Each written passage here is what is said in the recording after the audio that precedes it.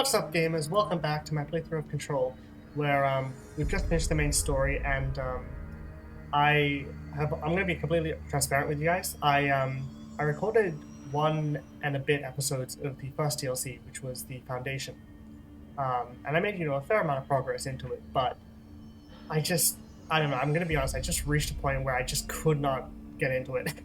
Like the combat's way harder. It's way more frustrating and difficult, and I just feel like the gameplay is so repetitive and kind of uninteresting. Um, yeah, I don't know. I apologize, if you guys really wanted to see that first DLC, but it's just I just kind of I don't know. Ultimately, like what I settled on was the fact that I can't force myself to do something I don't want to enjoy. You know, like if I don't enjoy it, I'm not going to force myself to do it. So I'm gonna scrap the first DLC. As much as that sucks, because it's just not something that interests me. And as much as I want to continue the story and show you guys what happened to Marshall and all that sort of stuff, um, like again, it's so annoying to play through, and I just don't enjoy it. And I'd much rather just focus on things that I really enjoy, which of course in this case is the Alan Wake DLC, because I think that DLC is going to be way more fun and way more interesting.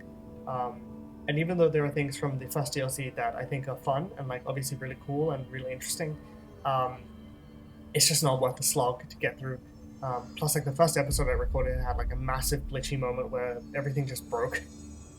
Like everything just stopped. The recording just really broke down.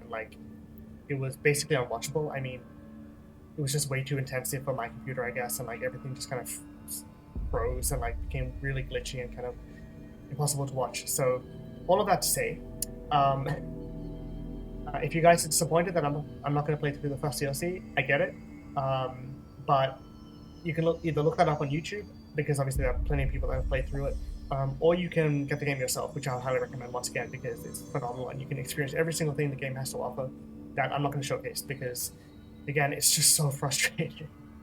Um, and yeah, like I said, I'd much rather focus on the Alan Wake DLC, because it's just gonna be way more fun. It's gonna tie directly into Alan Wake 2, and I'm just gonna have a much better time playing it. So yeah. Anyway, all of that preamble aside, let's just fucking jump into this.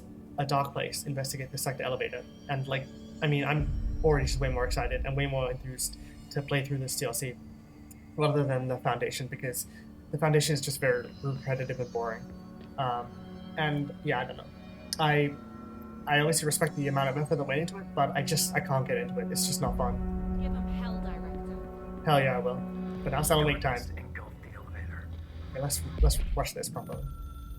Aiden rides the elevator. Let's go. Darkness engulfed the elevator. It's Alan Wake time. There was something there. A presence. Jesse Faden could hear it. A call. It was faint, reaching for her from a dark place. Nice. Faden was sensitive to visitations. She had them all the time. From her guiding star and the previous director. She was the perfect receiver. As if she'd been made for this. Faden paused to feel it. The force at play here. It was changing things around her, subtle. Trying to make her act. Faden didn't like that. Her guide felt it too. Polaris didn't flare up in defense as with the hiss. So it wasn't all bad. Not a hostile transmission. It was powerful, but it was coming from far away. And made weak because of the distance. It was a distress call. Faden sensed a drowning man. Oh. A man desperate to escape. She sensed something else too. A hunger in the dark. Not unlike the hostile resonance. Waiting. She knew that desperate acts can have grim consequences. It was this, more than the man's despair, that made her follow the call. The elevator lights winked back on. The darkness receded like a memory. There was a new button on the elevator control panel. Investigation Sector. Faden pressed the button. The elevator doors slid shut with practiced bravado. Oh my god, so cool. Fuck, I love it. So obviously if you haven't watched my Alan Wake playthrough, none of this is gonna make any sense. So I highly recommend doing that. But you can clearly like if you've either played the game or you watched my playthrough or you've just seen the game in general, then you know exactly where this is all going. Um, Alan Wake is in the dark place and he's trying to write his way out once again. Except this time he's trying to get Jesse to help him get out. Um, which will it work? Will it not? I'm not going to spoil, but um, I do love how they kind of how like they kind of integrate it so seamlessly back into the narrative of Alan Wake and how he's still trying to escape after all these years, 13 years essentially. Or I don't know how long it's been during the events of this game, but it's been like maybe 10 to 13 years during the events of this game, and he's still trying. He's still trying his absolute best to get out. And I love how he integrates, Polaris and the hiss and all that sort of stuff. It's just it's all so seamless, and I love it. There was So something cool. there, reaching for her, trying to make her act. It was a distress call. Faden sensed a drowning Oh, man, that's so awesome. a hunger in the dark. And if you watch my Alan Wake playthrough, actually, Investigation sector. never mind. Investigation sector, huh? If you watch my Alan Wake We should playthrough, check this you'll out. you'll remember some QR codes that appeared during the remastered version of that game. And if you scan those, then you could watch like sort of cutscenes or whatever from that were basically identical to this kind of visual imagery of Alan at his typewriter, but like with the long hair and everything. So it's all kind of comes from this game, or like this era of when this game was made. So it's all connected, which I love. And now we have a new sector because, of course, Alan can rewrite reality to a certain extent. Not fully, but he can alter things and manipulate things. And now we have a new sector to the FBC somehow. So it's the investigation sector, which is intriguing. Oh God, I love this. I'm already way more into this than the first DLC. Oh God, so dark, so much more engaging. I love it.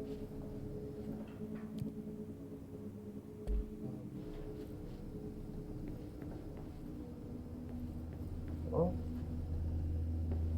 oh wait, the doors are open. That was weird. Okay, there we go. I was like, why is it so dark? Um, but obviously it's very thematic to Alan Wake and the whole dark place thing.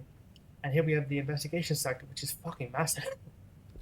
So yeah, this is gonna be a full-on experience, but it's gonna be really fun. Hello? Anyone here? Man, Guess not. leave it to Alan Wake to just create an entire fucking section of building that wasn't there before. Of course he did. That maniac. Oh boy, I'm gonna really take my time with this and enjoy it. It's gonna be so much fun. Missing agents. Okay, Mr. Kirkland, your latest agents confirmed missing, presumed dead from the containment breach yesterday. Agent Jonathan Connor, researcher Ezra Cruz, Agent Caroline Dempsey, Agent Lindsay Malcolm, Charles Murray, Derek Shaw. Letters of condolence will be delivered to you to sign prior to sending them to their families. Will be updated as soon as additional confirmations are made. Also, per your request, a network engineer checked how many cases were backed up digitally. Unfortunately, a large number of active investigations were not archived yet, and the only hard copies of reports exist behind the firebrate. A lost, I'm afraid. A lot more crowded than the rest of the bureau. Intriguing. Darling investigation. Okay. No authorization from Mr. Kirkland. Internal investigation was launched into the ethical practices of Dr. Casper Darling, head of research. Here we go. The consequences of his actions. Despite the accounts of anonymous redacted regarding inhumane treatment of a redacted currently housed in the Bureau, assuming that's Dylan, our official findings regarding this were inconclusive. Numerous obstacles arose during this investigation. The majority of redacted sector personnel seem to be wholly unaware of any such redacted contained them. Oh, actually, I don't think this is Dylan. I think I actually know who this is. I'm not going to spoil who it is, but it's going to be really cool. One, Redacted confirmed the Redacted's codename to be Redacted, but all files pertaining to that name were inaccessible, being classified under the highest clearance levels, or the level. Investigators were similarly blocked from entering the Redacted research wing to interview its staff. The matter was further complicated by the lack of clarity on whether non-human paranatural entities warrant humane treatment. While this investigation cannot address any charges against Dr. Darling, we do recommend an investigation into the investigation, or something, research. Yeah. So I'm not going to spoil what this is all about, but for people who experience Alan Wake, this is going to be really fucking cool. Especially if you don't know what's going on. And this is going to be even more surreal, this one. Possible lead on the Wake case. Mr. Dennis, or Denny, A request came through recently from an FBI agent asking for all our files on Bright Falls, specifically on the disappearance of the author Alan Wake. Per the Interagency Information Exchange Agreement, I had some paper pushers gather up a folder of all the pre-approved files. Don't worry, all the inappropriate material is either missing or redacted.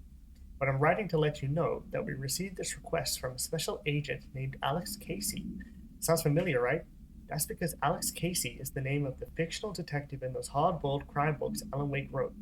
Pretty interesting that an FBI agent sharing the name with the most famous character Wake wrote is looking into a case dealing with a writer's fiction coming true. I think this is worth looking into, but what's your opinion? Just give the word and I'll start surveillance on this guy. Special Investigator Gleason. So obviously massive piece of law is that somehow Alex Casey returned. So somehow Alex Casey, despite being a fictional detective, is now a real person, and he's a real FBI agent who's investigating all of this with Alan Wake's disappearance and everything, which is just fucking mind blowing. I mean, holy shit, right? Like how is this real? How is this possible? I have no idea, and I'm pretty sure this is going to tie directly into Alan Wake 2, and like we're going to find out maybe some answers as to what's really going on here, but um, I have no idea what any of this means. But it's really fucking fascinating that now somehow Alex Casey is actually a real person, despite being a fictional character. Like I don't know, man. It's so fucking cool. It's so surreal. Okay. I'm gonna pull this stuff out of the way, I guess. Come on, let me through. I'm not gonna go upstairs just yet. Keystone inspection. Mr. Kirkland, we stopped at Keystone on our way to the target AWE, like you asked. I'm sending my report directly to you to try to keep a lid on this Grumman Morales desertion issue. We didn't find any sign of them here. Given their records, it's possible they've switched teams like you suspected, but I don't think that's the case. An event definitely occurred here in Keystone, and I think Grumman and Morales got caught up in it. The entire population has vanished into thin air. It reminds me of the Ordinary case, but that was just the adults, if I'm remembering the file correctly. This is different. I think our guys are casualties, not traitors. If it was an AWE, it seems to be over. We walked through the whole town, and the only strange thing we noticed were markings on various buildings. Two overlapping circles with a dot in the shed space. Could be unrelated. I'll show you the pictures when I get back. In the meantime, you should send a team out here to cordon this place off and maybe get the comms guys working on a cover story. Sincerely, Agent Keenum. Intriguing. I don't fully know what any of that stuff in Keystone means, but hey, it's cool. It's not related to Alan Wake, I don't think, but it's so fascinating to think about. Tractor supplement. Okay, Burrow tractor. Okay, William Burrow, male Caucasian. 33-year-old man found dead on his property, police report. Remains obtained from coroner's office also include blood, urine, bile, stomach contents, and bone fragments. Blunt force injuries, head, lacerations, blunt force injuries, extremities, dislocation, bunch of injuries. Holy shit. It is my opinion that Mr. Barrow's death is not the result of a mechanical accident, God, I can't read, as claimed by authorities. The removal of organs is consistent with animal attack. Weird. So the tractor was alive and ate him, or ate his pieces of him. Resignation letter. Okay. 2019. To whom it may concern, it is with great anger and regret that I tender my resignation as head of investigations for the Federal Bureau of Control. I do this in protest of the rapid disregard for my department's redacted. My staff cannot continue to work in these conditions. Previous requests and warnings have fallen on deaf ears, so I must now rely on my actions to speak louder than my words ever could. I blame the situation on a redacted who has routinely ignored my requests for assistance in reclaiming the parts of the investigation sector lost to the redacted loose inside. I will never forget the screams of brave agents begging for us to open that firebreak. I will carry that shame for the rest of my days. The redacted has failed his agents. I shall never forgive him for that. Sincerely, William Kirkland. Damn. So whatever was contained here clearly scared the shit out of him. It's not working. That's the way forward. Probably a loose power core somewhere. Into the firebreak. Staffing issue. Mr. Dennis, so yes, there's an increase in AWE cases, and yes, it would be a good idea to put together a special task force to examine exactly why that is. However, it seems that a tiny little detail has slipped through the cracks. We don't have the damn staff. If you expect us to detect, investigate, and process more AWE cases, you need to give us more people. It's simple math. Between the staff we lost in the Hartman thing, Hartman thing, huh? Interesting. And the ones who left for other departments after Kirkland quit, we're barely managing to keep up with the workload. Hell, just filing the paperwork for all the older items we left behind in the sector has been an ordeal. Another thing, And this is going to sound paradoxical, but we have an overcrowding situation. This lobby isn't meant to accommodate a whole sector's worth of staff. We put forward a motion to move investigations to a more suitable location months ago. It better not still be sitting on your desk. The people are getting restless, and as Kirkland's interim replacement, it's your job to handle it. Best regards, Agent Grayson. Oh boy, a lot of chaos surrounding the investigation sector. Okay, so we have 2 staircases. This over here. Cauldron Lake update, huh? The chief investigated Dennis. It happened again, 3rd time this year. Something certainly has it out for our redacted. Could be raccoons, the locals certainly complain about them enough, but why the hell would raccoons keep going after a monitoring station?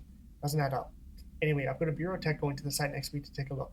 Next on the list of recurring problems is the staff at the Lake House Research Station.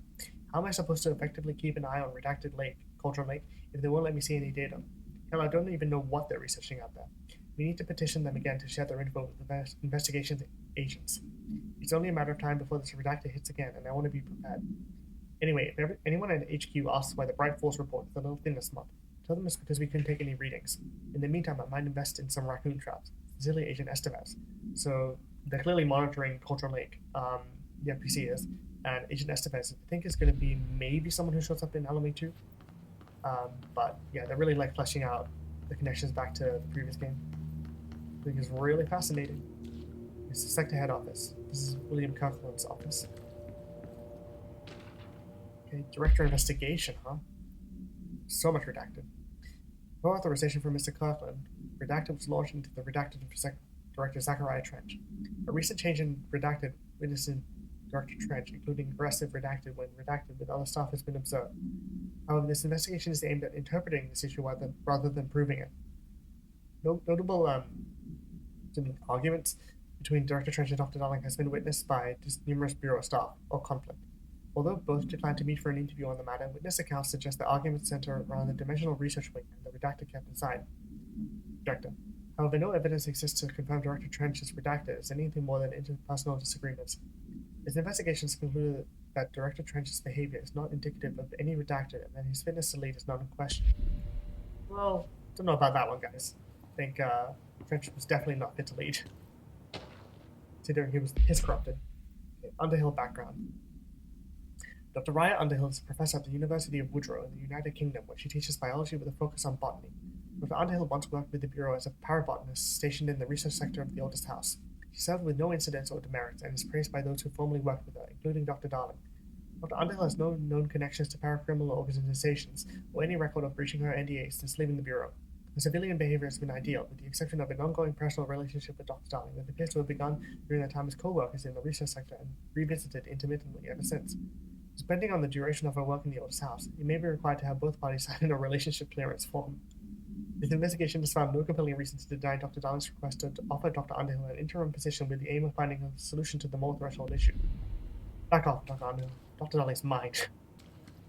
I'm kidding, of course. Fuck's sake. Okay, gotta go around. I don't know if we can even get this. Shaded facet, huh? It's a new one. New resource. I really should clear out my personal mods and everything, but I can't be bothered. A trench official warning. Kirkland, I'm growing tired of your blatant attempts to lay your competence at my doorstep. I know you want this to be true, but you are head of investigations. This failure is your responsibility. What did you think would happen holding a dangerous specimen in investigations? The containment sector exists for a reason. They are better trained and better equipped for this type of work. In fact, they have admirably taken on certain AWE monitoring responsibilities that your staff are no longer capable of. This happens more and more now. And don't think your petty internal investigations have gone past my notice. You are a worm. Everything I've done has been for the benefit of the Bureau. The Prime Candidate program only failed because of Darling. You are both failures plotting against me. You are traitors, but the truth will emerge out of you. You are choosing to become my enemy, Kirkland. You don't want to be. Yeah, Trench is fucking losing it. And also, there's an astronaut helmet there, which is interesting. But yeah, Trench is pissed. Also, what's really fascinating about this whole thing is the fact that, like, clearly the investigation sector existed long before Alan Wake, changed reality and gave us access to it, right? Like, clearly it's been around for a while, so what happened to it? Like, why did it disappear? And what brought it back specifically? Like, well, how did Alan Wake bring it back specifically? I don't know, it's just very intriguing to think about. Like, where the hell did this place exist while it was gone? I know, it's intriguing. Okay. Now we know where the power cube goes. Record procedures. Item is not in Bureau custody. None known. That's terrifying. A Frank elk tractor, olive green, dried blood on the grill when last seen. Item is capable of vocalized responses or growls and unmanned locomotion. Wait, oh, I think I know what this is. Considered highly aggressive and dangerous, the item first came to the Bureau's attention after the death of William Burrow, owner of Burrow Farm outside of Trenton, Texas. Local authorities arrived on scene after an employee found the mutilated body of Mr. Burrow beneath his tractor. Police arrived but were immediately driven away by the tractor. Panic calls to federal authorities were intercepted by Bureau communication staff. The team was dispatched. Upon arrival, the agents approached the item. It responded by growling like a bear. 3 agents were injured when they tried to detain the item, which escaped. Aerial searches for the items are ongoing. Speaking to Mrs. Burrow only revealed that she had a domestic altercation with Mr. Burrow earlier the night of the incident. Whether these events are connected is currently unknown. So, I mean, I don't know if this is specifically connected to Alan Wake, but it could be a case of the tractor being possessed by the dark presence. Although whether that's actually true, I don't know. But it does. I mean, I remember there being fucking tractors and farm equipment from Alan Wake that were possessed by the dark presence that definitely would kill people and would severely injure them and everything if they came in contact. So I don't know, man. Maybe it's a tractor possessed by the dark presence. It would tie in thematically. Ethics investigation. Without authorization from Mr. Kirkland, internal investigation was launched into the illegality of the Prime Candidate program by the FBC. The sole known subjects relevant to the investigation used executive privilege to decline interviews. Very little first-hand information was gathered. However, anonymous sources and documentation declassified by Mr. Kirkland both painted an alarmingly clear picture of systematic redacted and redacted. Redacted were brought into the oldest house and placed under redacted examination and testing with the aim of appointing one as director upon maturity. This program has produced no successful cases and only resulted in traumatic redacted or paranationally inclined redacted. Not only is this in breach of the Ash Act, Theodore Ash, former head of research, but it flies in the face of basic human decency, or whatever. This investigation team unequivocally redacted the Prime Candidate program and recommends that it be redacted immediately. I mean, yeah, that does make a lot of sense, actually. It's easy for Trench to be like, I'm going to appoint a successor, but as we know what would happen, let me try that sentence again.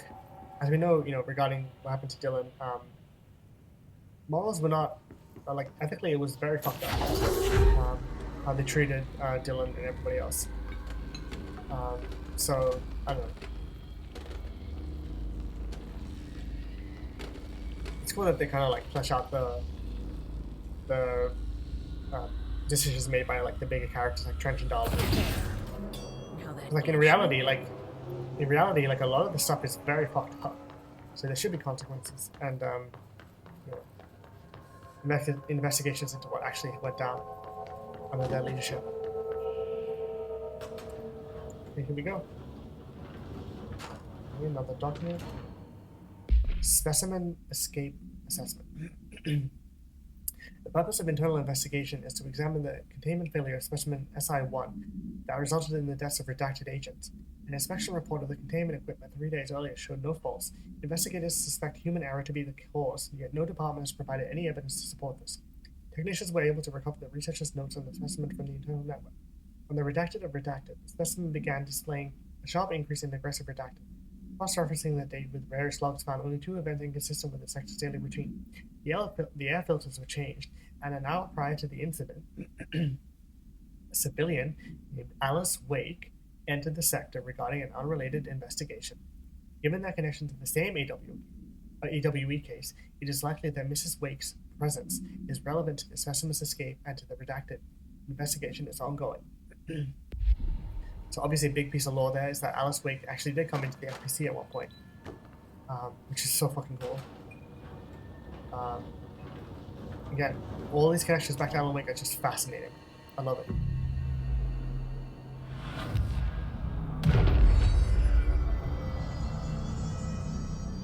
I'm no detective, but something definitely happened here.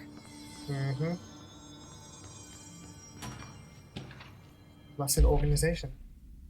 Paracriminal profile. This is a big piece of lore regarding this universe. This group individual has operated outside of the Bureau's notice for decades, perhaps longer, displaying a level of skill and caution rarely seen in paracriminal groups. A review of past cases has found various mentions of their activity over the years. In 2016, a production company called Blessed Pictures was connected to an altered item case, as well as the death of an agent from exposure to illicit paranatural materials. In 1994, Los Angeles-based public speaker named Chester Bless was involved in the illegal use of an altered item. In 1988, a business called Blessed Repair and Service was suspected of involvement with an object of power case, perhaps even creating it. None of these businesses or individuals have ever been located. However, their connection to the appearances of altered items and objects of power is too direct to be considered circumstantial. An arrest order has been issued for any persons believed to be involved with the Blessed organization. Because there are a couple of takeaways. One is that I believe in the first DLC there were also some tie-ins to the Blessed organization and like some kind of references and Easter eggs and things. Like I think the Blessed Pictures thing was a kind of like side quest in the first DLC, which I'm a little sad I missed out on, but get to experience that in your own time, I guess. And so like they did flesh that out in the first DLC as well, but this is like where we can dig even deeper into what this organization is, and I believe it's sort of like a kind of dark reflection of the FPC, right? Like it's like this weird like kind of um, I don't know, criminal organization or something like that involving altered items or objects of power that are like trying to corrupt them and like do like evil things with them or like illegal things with them. So there's a lot of lore regarding them, and I don't fully understand what their deal is, but I'm assuming that maybe they'll tie into Control 2 or Alan Wake 2 in a big way. So yeah, we'll see what happens in Alan Wake 2 if they'll show up again um, in a big way. It's all just very intriguing how they flesh out the world, um, and like they set things up for the future of the franchise as well. And yeah, that place is definitely sealed off. That's a sealed ass fire break. Let's head back into the Ocean View Motel, baby. For a very monumental cutscene. Do we know each other? Mm-hmm. This feels familiar. I can't seem to... I've forgotten it. I'm sorry. Oh, so cool. My name is Alan Wake. Yeah, I'm gonna take care of my face cam for this next sequence because it's very immersive.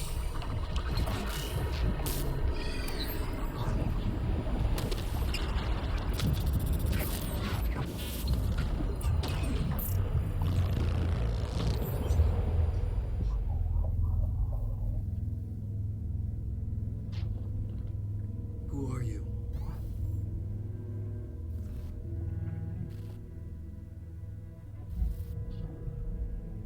Who are you? Do I know you? I'm your friend Tom. Tom Zane. There's nothing to worry about. Tom. The poet. The diver. You look different. That was just a role. A character. The protagonist I played in my old film. I'm a filmmaker. An auteur like yourself. We're working on this together, remember? An artistic collaboration.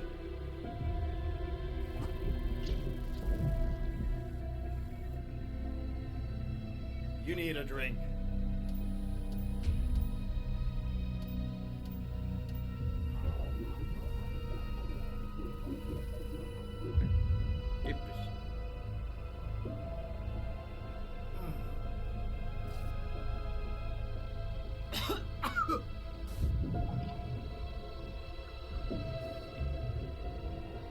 Endless darkness.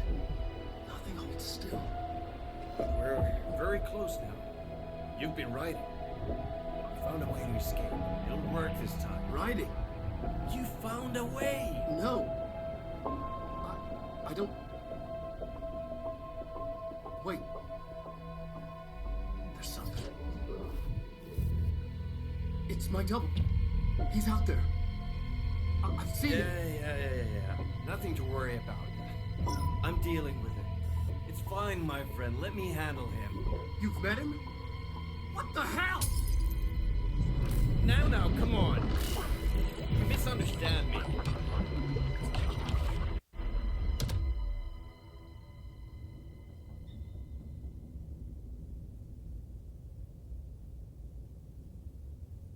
That was Alan Wake, the writer who went missing in that AWE case I read about. What's How he doing fucking here? awesome was that? So cool. So obviously I'm just gonna pause that for a second. So much to unpack with that.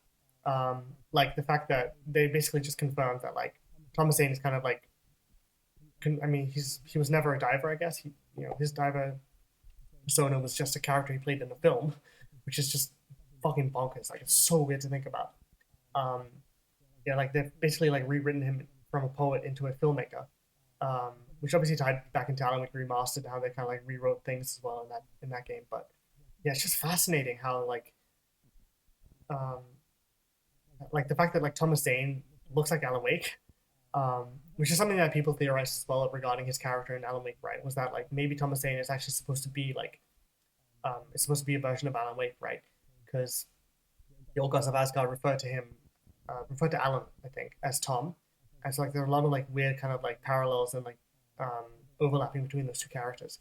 So the fact that like they look the same in that cutscene is just it just feeds into that, which I think is so fucking cool. Um, and then on top of that, like teasing Mr. Scratch and like what he's been up to, who's like the evil doppelganger of Alan Wake, um, who has been causing like a lot of chaos in the real world while Alan's been trapped in the dark place. Like it's just a lot of weird shit. Um, but I love that cutscene. It's just so cool. And also the TV showing Night Springs and then showing Dr. Darling, which is also fascinating because Matthew Peretta plays both characters, right? Matthew Peretta plays Dr. Darling, but he also voices Alan Wake. But he's not the facial model, of course. That's Ilka Veely, but just I don't know, man. Like the way they tie everything back into Alan Wake is just so cool. It's just endlessly fascinating to me. So yeah, I love it. But anyway, let's just continue. Zane was with him. Yep.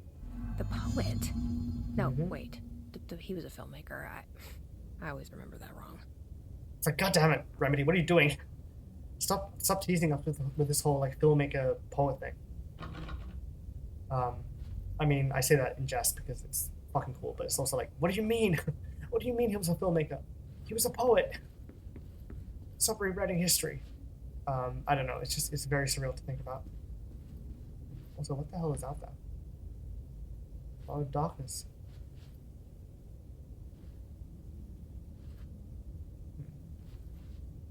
Unless that's Alan Wake's desk, but it can't be right. No, it wouldn't be that desk. I don't know, there's like a lot of surreal imagery in regards to like all these cutscenes, but that's a really cool one. I love that stuff. Anyway, I hope that made sense to you guys. Okay. Oh my god. Jesus Christ. Shut up, vending machine. That was fucking scary. Also, all these doors are open. Oh god, that's loud. Old-timey TVs just like in Alan Wake. Interesting. A nice coffee machine. Very reminiscent of Alan Wake.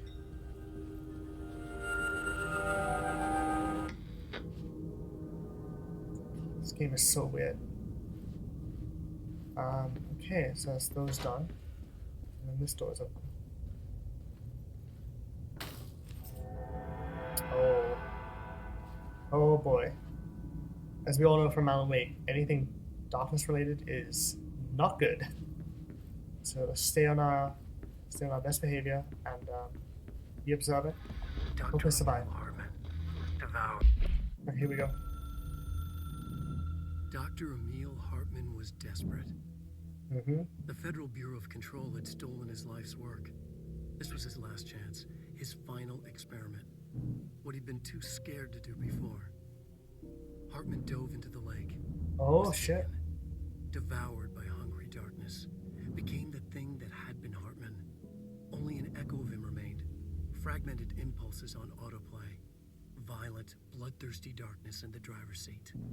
Emerging from the lake, the thing was captured by the FBC. Brought in, contained, studied. The thing broke loose. Killed everyone it could. The FBC fell back and sealed the sector. There we go. The thing was alone in the dark. Lurking, roaming, waiting. Then something else came. Oh. Not darkness, but similar enough. A sound. A resonance. A resonance, yeah, I was gonna say. It shouldn't be a surprise. If there's one, why not another? The darkness inside the thing could have been immune, could have resisted, fought, could have been passed by, passed through with no effect. But it didn't and it wasn't. Maybe it had grown weaker over time, not aged. It was timeless, but weaker with no link to its source. A metamorphosis followed. The thing that had been Hartman went through another change. Oh no. Okay, so there's so much to unpack with that. So, first of all, I cannot express how surreal it is to experience all of this again, but having now actually played Alan Wake, because now it makes so much more sense. Like, I actually understand what they mean by all this stuff. So yeah, Hartman basically.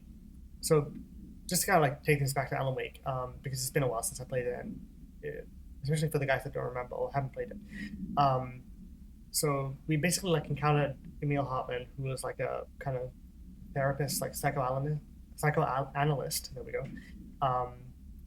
And he basically like, so in his final cutscene from Alan Wake, we basically like trapped him in a room where the dark presence like burst in, and it like took him out, and we never found out what happened to him. Like we didn't know if he died or if he was taken, like actually like taken by the darkness or whatever happened to him. But presumably he was okay, but he was just banged up. And then like we heard in that cutscene just now, the FBC arrived in Cauldron Lake and in Bright Falls, and basically like took everything he owned, all his research and all his notes and everything, and then he dived into the lake. And as we know, that is where the dark place is, which is a different threshold, and then he became corrupted and taken by the darkness. And so obviously the FPC captured him and then brought it back, but then the Hiss entered him as well. So now he's like this other entity, and we'll get to him. By hungry darkness became the thing that had been Hartman. But yeah, now because like Hartman was always like a loose thread from Alan Wake essentially, and we never found out what happened to him. But now we do, and it's so cool. I love the way they tied into the Hiss and into the law of control, as well as the FPC and everything. Like it just fits so organically and fits seamlessly, and it makes so much sense. It's like, oh yeah, of course, Hartman would be corrupted by the darkness, and then he would, and his obsession with the dark place would cause him to jump into the lake in the first place. And yeah, now he's been taken over by the Hiss and the darkness, or the dark presence, I should say. So a lot to unpack there, but there we go. So if you were wondering what happened to Hartman from Alan Wake after all this time, now we know. And it's really fucking cool. Oh boy. I'm in the investigation sector. Nice. Oh gosh, this game is so fucking cool. Okay, let's head through into the fire break. Do a little bit more progress, shall we? Oh my god, is that a fucking astral spike? I hate that. There's a gold thing over there. Is it?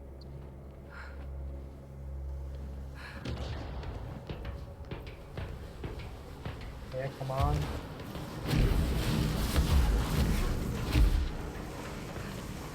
Okay, I can't enter these. So there's just like an eternal astral spike on that one, which is creepy. Oh boy, there's a lot of blood over there. Okay. Question is, where do we go? Presumably it's the golden path, but... Oh my god. That is horrific. Just gonna pretend like that never happened. Oh boy. It's fucking dark, man. Dark place. Oh, I'm so sorry. Damp and abandoned. Why did they want me to come here? Investigation sector, hell yeah. Oh god, this game is so fucking fun. It's so cool. I love it. I'll never get tired of this game. Okay, what's in here? Anything? Nothing apparent. Let's have a bunch of vending machines around for those. Okay, so now we're going into the abandoned offices. Oh. Interesting. Getting Alan Wake flashbacks over there. Seeing objects float. Yep, this is This is some Dark Presence bullshit. What the hell? Oh boy. Well, that's normal. Okay, bathroom here. We finally found a cube in a toilet cubicle. It's very fitting. Door here as well, another bathroom. Nothing there. Yeah, this is just fucking trippy. Filing and processing in operations center. Okay. That doesn't look like a house shift. Oh my god, what the fuck? Do I even want to know? Yeah, probably not, Jesse. Okay, what's in here?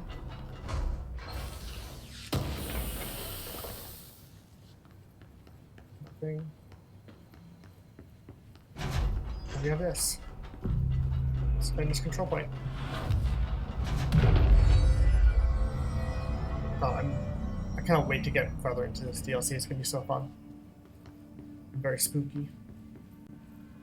Filing and processing. Lots to explore around here. Oh god.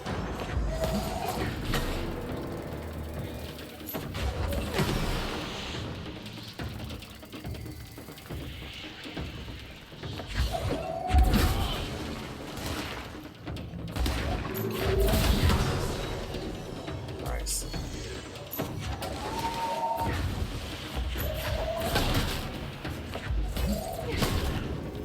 Oh boy.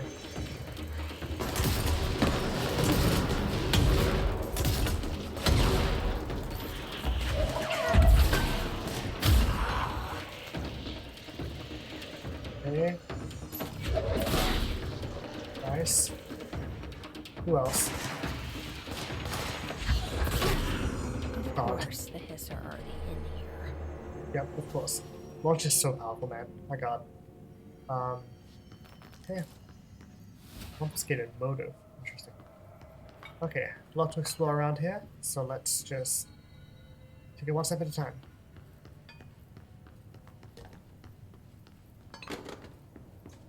I love how much destruction there is. I know I keep saying it, but my god. Oh hell yeah. Chief Investigator. Okay, I didn't even... Man, I'm really good at popping trophies that I didn't my first playthrough of the game, apparently.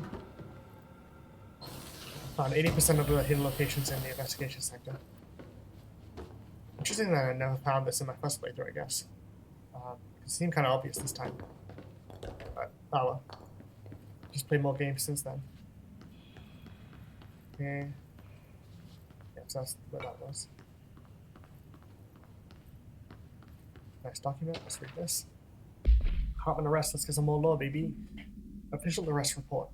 Emil Hartman. Victim names: Alan Wake, Tor Anderson, Odin Anderson, something redacted, Rudolph Lane, Wendy Desolé, which is all, Thomas Emerson. Emerson. That sounds familiar. Okay. Dennis Special Agent Remy. Kidnapping of altered individuals, sanctions against altered organizations, obstruction of bureau investigation, and breaching the Ash Act. Offenders property seized as evidence to be used in conjunction with an ongoing AWE investigation. Offenders' personal effects have been sent to research for analysis. Makes me wonder if we're gonna head back to Emil's lodge that we visited in Alan Wake Chapter 4. I don't know, I'm kind of curious to see how they'll bring things like that back in Alan Wake 2. After being cleared by Bureau researchers, all victims have been released. Biannual surveillance orders were assigned to each except the Anderson brothers due to their senility and weight, possibly deceased. Although we know that's not true. I love that this is basically just Alan Wake 2.5. Or like Alan Wake 1.5, I should say. Or maybe 1 3/4 because of the sequel game, American Nightmare. Oh, there's so much lore to this universe. My bad. Oh god, I'm getting my buttons mixed up. Foot gossip, okay. Hello, my feet gossip at night, and now I have to wear shoes to bed. Sincerely, me. Okay. Good to know, I guess. Service tunnel, that's the way forward. What's the way of secrets? I like documents.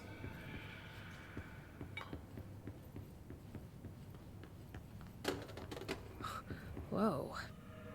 Looks like the house house has gotten a little wild in here. The house is straight up wilding. Okay. So we can't get through here. So we're gonna have to take the, whatever this place was called. The tunnels to the right. That's the service tunnel, yeah, that's it.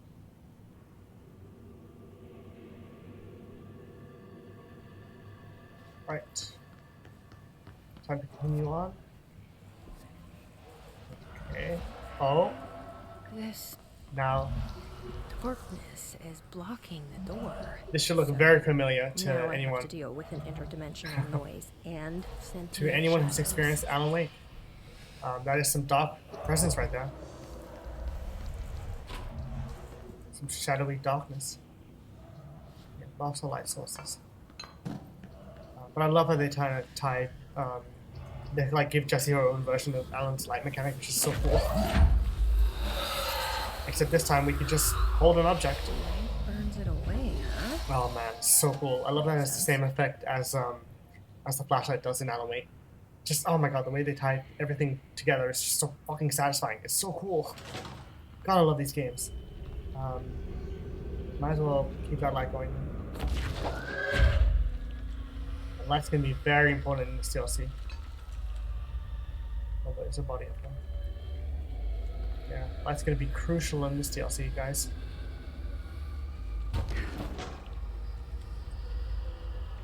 Yeah. So far, so good. Full body. Ew. Gross. Taken over by darkness. Okay. What's in here? Oh. Mold? Yeah, let's not use charge at such close range. Weird. I wonder if this is like a side quest that we'll get later on. Or something. Like maybe RT will give us a side quest to clear some more mold. But I'm just gonna do it now anyway. Why not?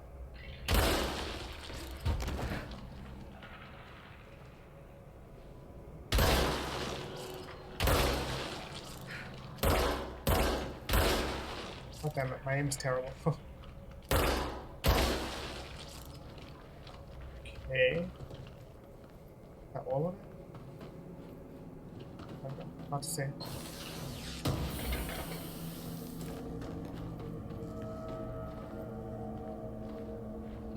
Okay. Well, if we ever get a side quest, I'm assuming we'll have completed it after we get it. Interesting. And be continuing on. Where are we right? Okay. Still making way up. Oh boy, a little service tunnel type action. Oh god, it's so dark. Which again, very thematically appropriate, but still very dark. Oh. Oh. Oh. Don't know if you guys saw that, but we might have gotten our first glimpse at Hartman. Oh, so creepy. Pretty sure that's also maybe something someone said in Alan Wake, that dialogue, but I don't know.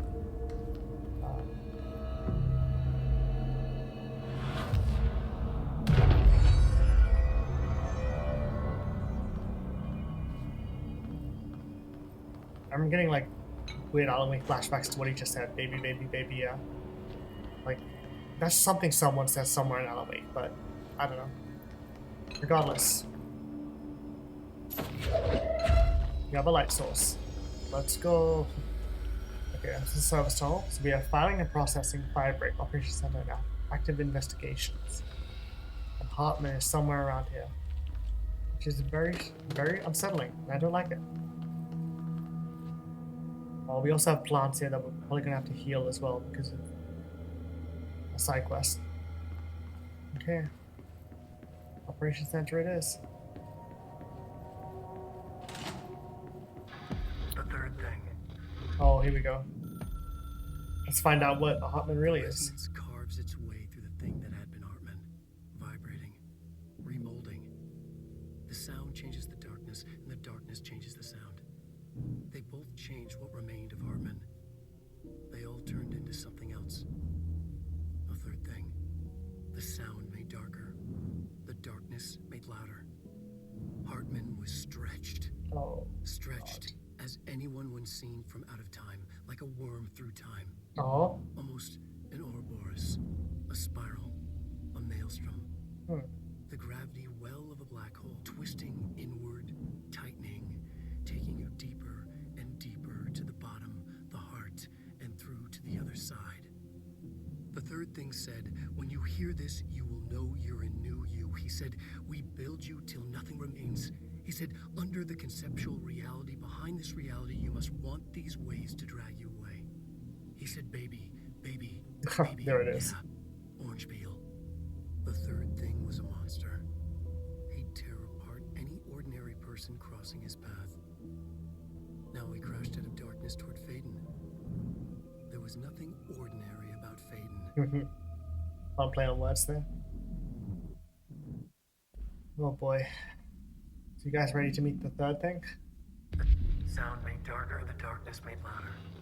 Hartman was stretched, like a worm through time. Oh, The third thing was a monster. Now we I'm not crashed aware. out of darkness toward Faden. we're getting closer to the third thing. But not quite yet. Oh boy. More darkness. Also, obligatory darkness imprisoning me, all that I see, absolute horror. Reference, of course. Okay, let's just bring this in with us. Because it's going to make things way easier. You can actually see what we're doing. Can I throw this away? No? Okay. I was like, that's not going to work, is it? Of course not. I take that, Barbara Jagger, or whatever you are now. Oh, okay. Got a bit of a puzzle on our hands. The Shadow. Okay.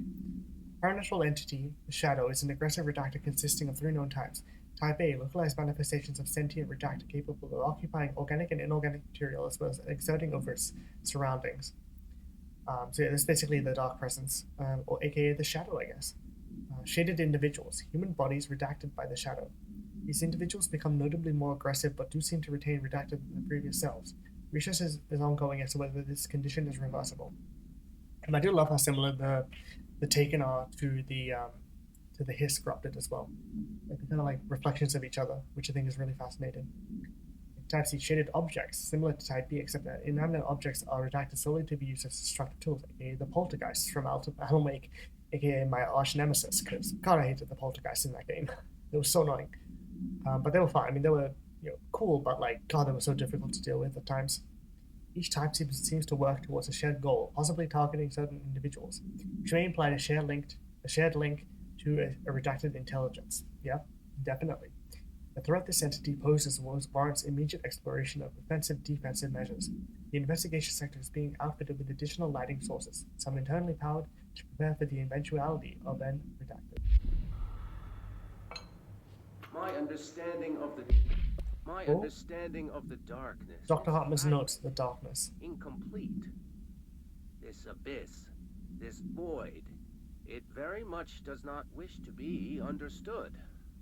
If light symbolizes knowledge, then it stands to reason that darkness would equate to ignorance. By its very nature, it abhors comprehension. Of course, my own nature drives me to comprehend That's his all. fatal flaw. We are opposing forces, destined to collide. And given this conflict of natures, we know that the light of truth will burn away the darkness, both figuratively and literally. Any significant light source can be used as protection, even weaponry against this metaphysical gloom. And then there are the artists. Yeah. I know for a fact that Tom, Wake, the Anderson brothers, and Lane all had some involvement with the darkness. The question is whether their uncanny ability to affect reality through their art beckons the darkness, or did their work perhaps even create it? With Wake now secure in my lodge, I Uh, expect I shall grow closer to learning the answers. so this recording takes place during the Assuming events he of Alan Wake chapter cooperates, which is between proving chapter quite 3 and the 4. challenge. Well, perseverance is the foundation of That's really cool. knowledge. Speaking of, I must be off on my rounds. Maybe directly before the events of chapter 4. Darkness is fragmented. That's so cool. I love the way they tie directly back to the events of like specific chapters of the first game. It's just so fascinating. Okay, Eagle Limited summary. Okay, a train derailment resulting in 62 casualties and numerous injuries was suspected to have been the work of a power criminal group known as Blessed, I'm assuming. As a result of this event, the agents discovered that one of the cars had become altered with a persistent auditory event. It remains to be determined whether the AWE was spontaneous or the direct result of the sabotage. The Bureau had been tracking said group at the time, and intel gathered suggested an event of this caliber was imminent in Bloomington. As a result, the response team was on site was able to respond to the train accident site within minutes of its occurrence. They arrived to find emergency processes underway, but also equipment left behind by the suspected group. A suspicious onlooker managed to elude agents after they attempted to make contact. Further investigation of the accident site revealed a curiously undamaged train car that exhibited an altered state when entered. This individual car was secured and transported to the investigation sector for further studies. I believe we're going to come across that train car eventually. I believe that's a little, like, side mission thing. Okay, shotgun unlocked that. So we're going to have to get some cubes in here. Or 8 cube in here. And a cube there as well. Okay. Looks like the main chamber there. Let's head through to this side first. Aha, a cube. Very handy. Okay, I'm gonna put that in the slot out here first, because I'm curious to see what it does. Okay, that just turns on the lights.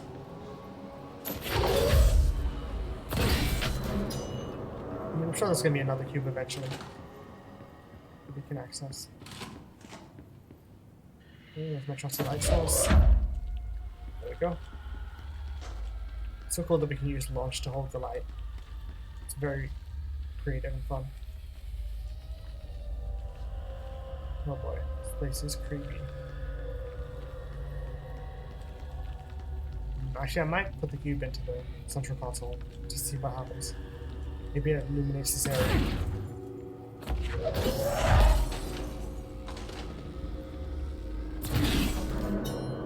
Okay, let's see what happens.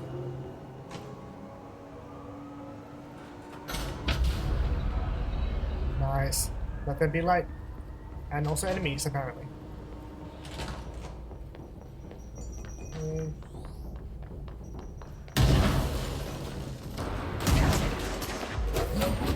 Come on.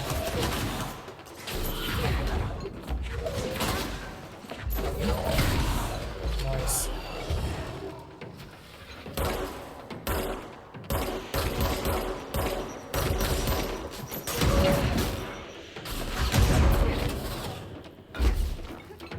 Okay.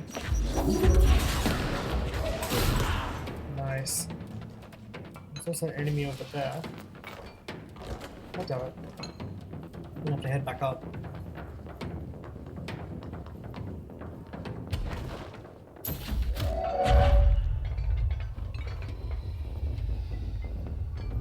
Come on.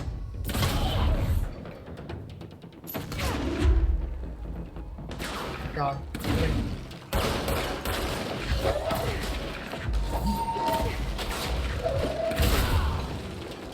Okay, nice.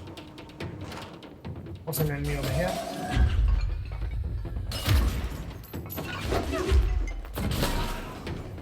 Nice.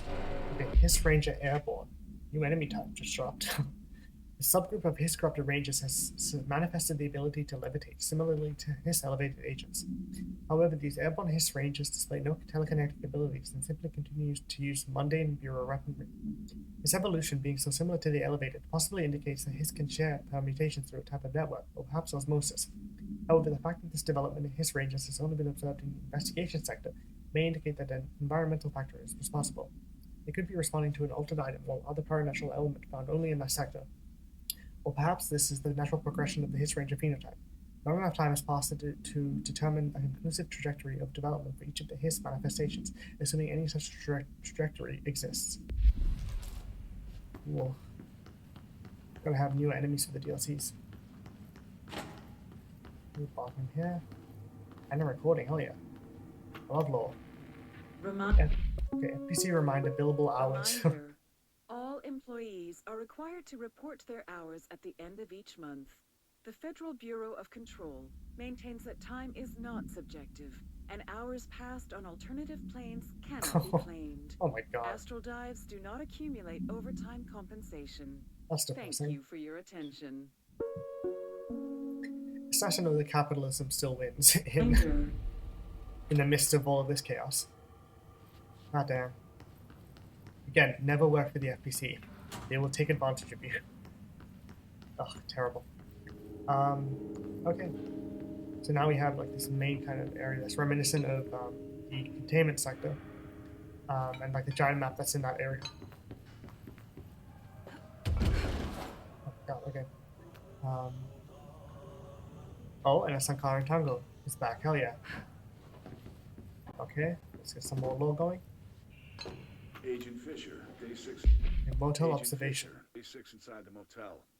Utilized surveillance methods are as follows. Fiber optic cameras slid under the individual room doors. Motion detectors in the lobby area. Tripwire, triggering a flash camera across the main entrance. Even fingerprint powder on the front desk. Results are varying at best. But mostly just inconclusive and unusable. The footage is corrupted. Sometimes even the equipment is damaged. I don't know how exactly. I think this place is making fun of me. Classic. That's the only explanation. I can hear them laughing and screaming behind the closed doors. I can hear the call bell go and ding multiple times a day, but when I look, there's no one there. I know I'm supposed to stay out of sight, but I've seen the doors closing just before I can catch even a glimpse of anyone or anything. They're messing with me, whoever they are. I think... Wait, shh. There's something. I gotta get this. Gotta get the cable out. Come on, you fiber optic fuck, cooperate. Okay, there we go.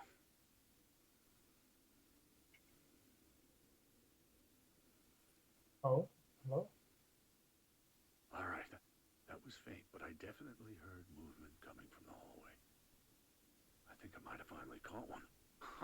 The recording better work this time, or I swear to God I'll... What? Hello? Who's there? Oh, shit. I'm with the FBC. Move away from the door. I have a... Where's my... Inside the hotel. Huh. Interesting. Rocky Mount. Virginia, I'm guessing? I don't know. Cool. I'm sure that guy turned out fine. Okay, interrogation complaint. Kirkland, so you put me on desk duty just because I did the thing I was fucking hired to do, my job? Wanna know what I call that? Bullshit. Asking us to interrogate these scum without using words like altered items or AWEs or paracriminal is the stupidest thing I've heard in my life, and I've heard some fucking stupid things. They already know the facts. Hell, they know just as much as us, if not more. And they get to sit there laughing at us while we dance around our words, trying not to leak classified terminology. They already know the fucking terminology. If you think pulling me off the case will stop me, then think again. That piece of shit blew up those tracks, or the blessed organization member. He killed those people, all to make a train turn altered. We have him dead to rights, and you need to let me back in that interrogation cell so I can get him to flip on his buddies. These people are terrorists and deserve to be treated as such. This won't stop unless we stop them. You can go ahead and put me on suspension. See if that slows me down. Agent Hewitt. Oh boy, Bureau drama and shenanigans, as always. Okay, any more lore around here? A lot of health, which is nice. Always do with some more health. Get some lore here. And some lore here. NASA cooperation review. Inter-agency cooperation decision. Following the NASA FPC Coordination Agreement of 1972, the Bureau has provided NASA with numerous technological advancements based on our research, including the Black Rock lighting now found in all spacefaring vessels. There we go. Explains the astronaut helmet we saw earlier. In return, all data gathered during space missions is made available for Bureau researchers to analyze. Recently, certain individuals have raised a concern that this relationship does not adequately benefit the Bureau, either intellectually or financially. A thorough examination of the costs accrued by both organizations has shown that the expense of NASA's recent launch of the Redacted far outweighs any spending related to the processing and delivery of Black Rock.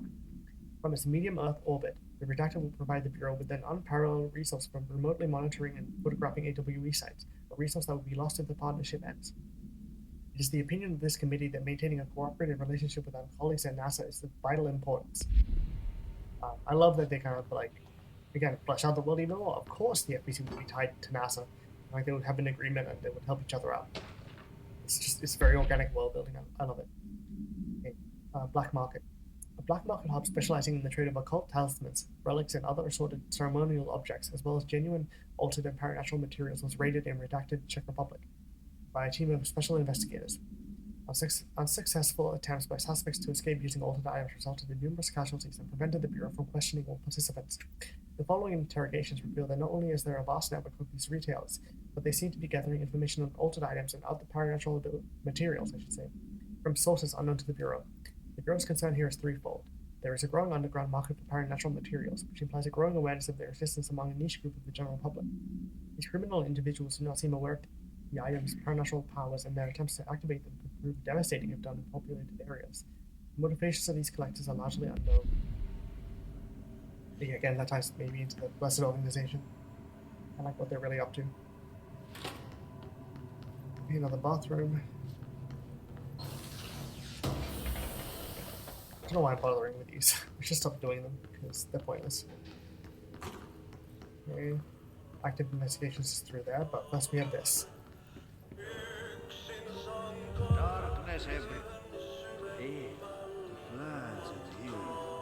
Let's go side quests. Arty side quests. Lighten them up. More plants. I think we already did the All mold right. one though. Let's go make some new Yeah, friends. we did that one. Oh, never mind. It's 3 mold sections. Okay, let's get rid of these asset things. Okay, missions. So we have a whole new side quests. I'm not going to do these yet. I'm probably going to save this for like the last episode, just because I want to progress the story of the DLC first before I do these. But they are fun. Yeah, I'll just save that for later. That's where the investigation sector. The active investigations, I should say. And yeah, I hope you guys have got some nice headphones on and you're nice and cozy in the dark, because this next section is gonna scare the absolute shit out of you. So let's go. I don't feel right. Something in this darkness is draining me. Oh boy. Okay, well, you know, things seem normal so far, right?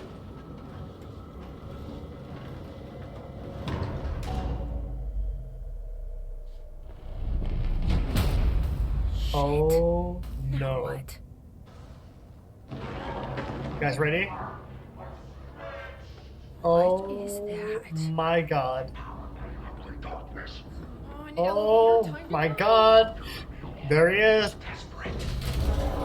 Oh fuck. Oh fuck.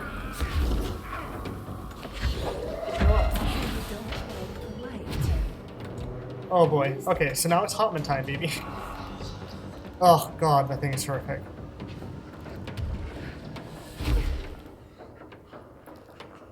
He's over there somewhere. Ugh, so creepy. Okay, we gotta activate the lights. Oh god. It's just fucking scary, man. Where are you? Where are you? Oh. The moment we step out there, he gets closer. Oh, there he is. Come on, get closer. I wanna see you. Oh, it's terrifying. His ribs are like expanded. Oh my god. Just the worst. Okay. Power cubes are there, which is good to know. Oh god, so disturbing. Yeah, I'm gonna save the lore for later because I want to just kind of get this done. Nice, okay. I'll slowly get the lights on one by one.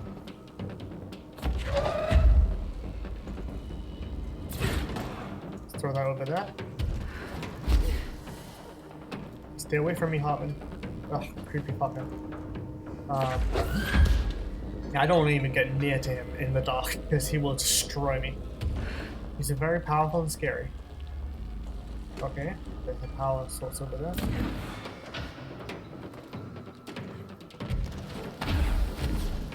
Stay away from me, Hartman. Oh god. And I'm not giving you guys like a really good glimpse at him because it's really difficult to, but actually hang on, let me see if I can do this in photo mode. Can I get closer to him?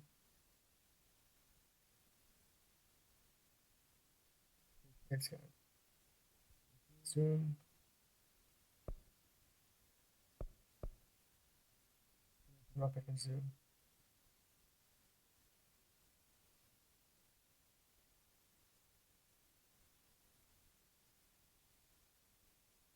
But that's actually pretty close. Gives you a nice little glimpse at him. Yeah, his arm is all twisted. His ribs are like broken out the back of his back.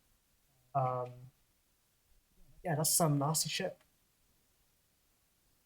Oh god, it's disturbing. Anyway, that's some photo mode messing around for you guys. Hope you enjoyed that. But yeah, that's god, the thing is disgusting. Now I'm gonna have to get another power cube.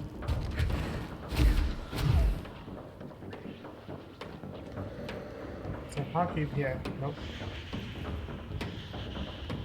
Okay, well let's head back.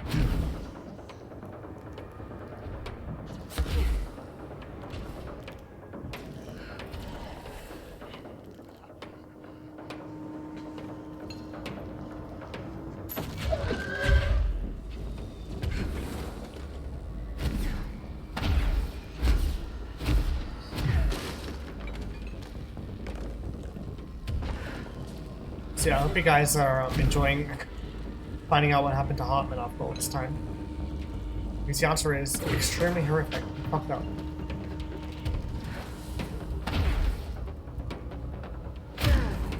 Nice. Okay. All the music is getting intense. Let's just hit this button. Nice. Okay. There we go. Better glimpse at him. Yeah, that's what you get, Hartman. How do you like that? Hell yeah. Nice, we did it. We'll see him again, don't worry. We'll see him plenty of times. But we survived our first Hartman encounter. Now we have this whole entire area to explore. But I feel like this episode is running a bit long, so I might actually call it there for now, and then we'll kick off the next episode by exploring this area thoroughly and finding all like the documents and whatnot. But I figure, you know, we should probably end this episode off with a bang and like showcase Hartman in his prime. So there we go. Got a new ability point. Can I use it? Nope, of course not. New astral construct though. Ooh, surge. That is cool. You might as well, right? New weapon form. Might as well use it.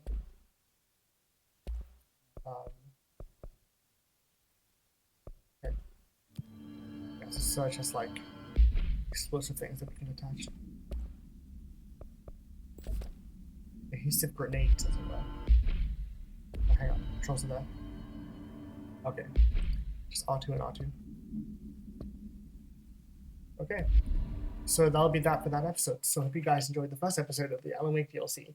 The Alan Wake experience, or the AWE as it were. So yeah, I hope you guys enjoyed. If you did, hit that like button, subscribe, and the notification bell, leave a comment down below. I'd love to hear what you guys thought, especially if you've experienced Alan Wake but you haven't experienced the DLC. I'd love to hear what you guys thought of that, if in that case specifically, because you know, we obviously get a lot more answers as to what happened with Hartman and everything. So yeah, let me know what you thought down in the comment section below, and I'll see you guys in the next episode for part 2 of the Alan Wake DLC.